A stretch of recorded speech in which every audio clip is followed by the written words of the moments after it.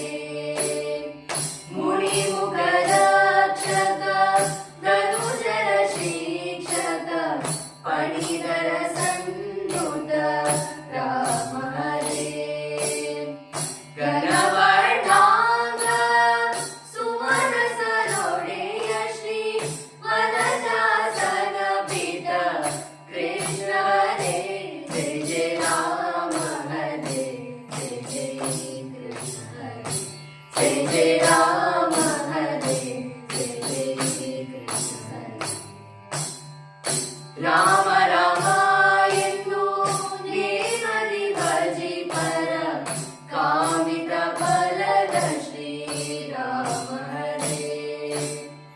ರಾಮ ರಾಮ ಎಂದು ನೇಮದಿ ಭಜಿ ಪರ ಕಾಮಿತ ಫಲದ ಶ್ರೀರಾಮ ಹರೇ.